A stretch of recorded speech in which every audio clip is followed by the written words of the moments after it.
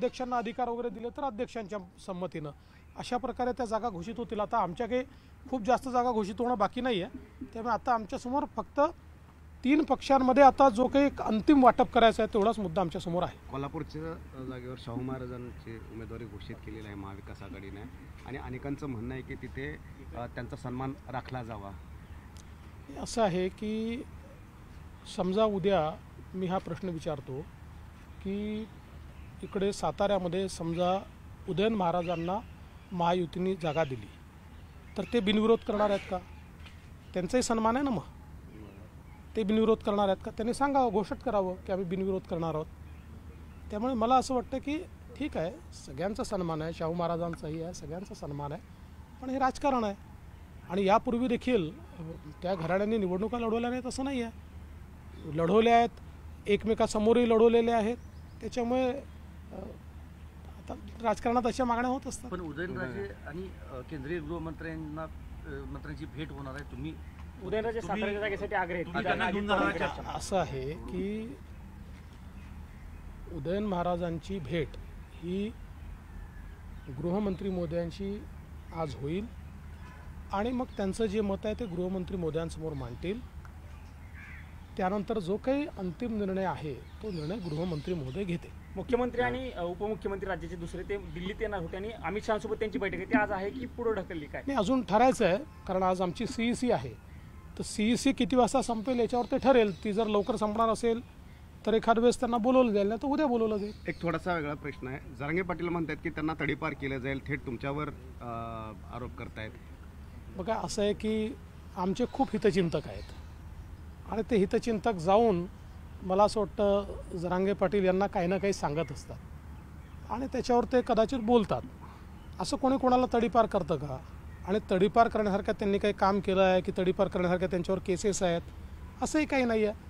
मला असं वाटतं ठीक आहे, आता ते काय आहे की अनेक लोक वाहत्या गंगेत आपलं हात धुवून घ्या अशा प्रकारचे असतात, ते जाऊन त्यांना काहीतरी फीडिंग करतात, काही ना काही त्यांना सांगत असतात। पण ज्या केसेस दाखल झालेल्या आहेत त्याचं काय? असं आहे, हे आम्ही यापूर्वी देखील अतिशय स्पष्टपणे सांगितलेलं आहे, मुख्यमंत्र्यांनी सांगितलं आहे, मी सांगितलेलं आहे की ज्या केसेस दाखल झालेल्या आहेत याच्यामध्ये ज्या आंदोलनाच्या केसेस आहेत त्या आम्ही परत घेणार आहोत। ज्या ठिकाणी जाळपोळ झाली आहे, तोडफोड झाली आहे, जिथे पोलिसांवर हल्ला झाला आहे आणि जिथे लोक उघडपणे ते करताना दिसत आहेत, अशा केसेस परत घेणं हे शक्य होणार नाही। मात्र इतर सगळ्या केसेस ज्या आहेत त्या परत घेण्याची घोषणा देखील आम्ही केली, त्याचं काम देखील आम्ही सुरू केलं। साधारणपणे तपासावर असलेल्या अंदाजे 492 केसेस आहेत 24 जिल्ह्यांमध्ये, 492 केसेस आहेत, त्यातल्या 2च जिल्ह्यांमध्ये जास्त आहेत, बाकी कुठे 1 आहे कुठे 2 असेच आहेत, पण 2 जिल्ह्यांमध्ये मात्र मोठ्या प्रमाणात केसेस आहेत। त्याची छाननी देखील सुरू झालेली आहे आणि माझ्या माहितीप्रमाणे जवळपास 172 केसेस परत घेण्याच्या संदर्भात शिफारस देखील झालेली आहे। एक 6 केसेस अशा आहेत की ज्या संदर्भात पोलिसांनी शिफारस नाकारलेली आहे। उर्वरित केसेसच्या संदर्भातली छाननी चाललेली आहे, आता आचारसंहिता लागलेली आहे। मुख्यमंत्र्यांनी देखील सांगितलं, मीही सांगितलं की या आचारसंहितेच्या काळात ही छाननी आम्ही पूर्ण करू आणि आचारसंहिता संपली की मग त्या केसेस आम्ही परत घेऊ। त्यामुळे आता काय होतं की केसेस जर तुम्हाला परतही घ्यायच्या असतील तरी देखील बयानाला लोकांना बोलवावं लागतं, त्याची जी प्रोसेस आहे ती पूर्ण करावी लागते। मग कोणाला बयानाचा संबंध गेला की लगेच नवीन केस तयार झाली असं सांगितलं जातं, मग कुठेतरी अजून काही वेगवेगळ्या प्रकारच्या गोष्टी बोलल्या जातात। त्यामुळे मला असं वाटतं की विनाकारण संभ्रम पसरवण्याचा हा भाग आहे। सगळे सोयरे असतील किंवा केसेस असतील या दोन्हीच्या संदर्भात राज्याच्या प्रमुखांनी मुख्यमंत्र्यांनी अतिशय स्पष्ट घोषणा केलेली आहे। मुख्यमंत्र्यांनी केलेली घोषणा ही अंतिम असते, मुख्यमंत्र्याच्यावर कोणीही नाही, मुख्यमंत्री राज्याचे प्रमुख आहेत आणि त्यानुसार पोलिसांनी देखील योग्य कारवाई सुरू केलेली आहे। विनाकारण या संदर्भातले गैरसमज पसरवून आणि त्या संदर्भात चुकीची माहिती काही लोक देतात, त्याच्यावर मग काही वेगवेगळ्या प्रकारचे स्टेटमेंट येतात, मी त्याच्यावर रिॲक्ट देखील करतो। राज ठाकरेंबाबत काय निर्णय झालाय महायुतीत? भेट झाली, त्यांच्याकडे शिवसेना जाणार अशी चर्चा आहे सर।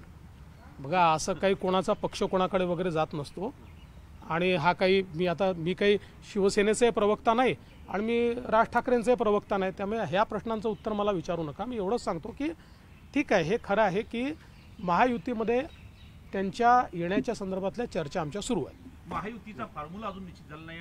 आता 19 एप्रिल आणि 27 मार्च झालेली आहे. होईल फॉर्म्युला, लवकर होईल, काळजी करू नका. फॉर्म्युला निश्चित करण्याकरताच आम्ही आलो. उद्धव ठाकरेंची जी आजकालची जी भाषणं पाहिली तर टार्गेट नंबर 1 तुम्हीच आहात. वेगवेगळे उपमा देत आहेत ते. असं आहे की मी त्यांना एकच उपमा दिली आहे, टोमणे बहादर. आणि माझी उपमा ही कशी सार्थ ठरवायची याचा आटोकाट प्रयत्न ते करतात. त्यांना असं वाटतं की बाबा आपल्याला आता देवेंद्र फडणवीसांनी उपमा दिली आहे तर आपण ही उपमा सार्थच ठरवली पाहिजे. त्यामुळे ते टोमणे मारत असतात, काहीतरी बोलत असतात. माझं एकच म्हणणं आहे, एक वाक्य विकासावर बोला, एक वाक्य. ही निवडणूक जी आहे सामान्य माणसाला त्याच्या जीवनामध्ये परिवर्तन करणारं सरकार निवडून द्यायची आहे. किमान एक तर सांगा आम्ही हे करू, आम्ही ते करू. 25 वर्षात अख्ख्या मुंबईमध्ये हे सांगू शकतील असा एक प्रोजेक्ट नाही आहो, एक नाही, मी 10 सांगतो. आज जेवढे आयकॉनिक प्रोजेक्ट्स आहेत माझ्या काळात सुरू झालेले आहेत, हे नाही करू शकले नाही, एकही नाही. त्यामुळे ते विकासावर बोलूच शकत नाही. त्यांना अदवा तद्वा बोलणे आणि हेडलाईन मिळवणे, मनोरंजन करणे आणि हेडलाईन मिळवणे याच्या व्यतिरिक्त त्यांच्या पदरी काय आहे? काहीच नाही आहे. चला, धन्यवाद. Thank you sir. देवेंद्र फडणवीस दिल्लीत आहेत आणि महायुतीचा फॉर्म्युला ठरेल यासह मनसे, जरांगे पाटील, ठाकरे यासह अनेक मुद्द्यांवर देवेंद्र फडणवीस यांनी सविस्तरपणे उत्तरं दिली.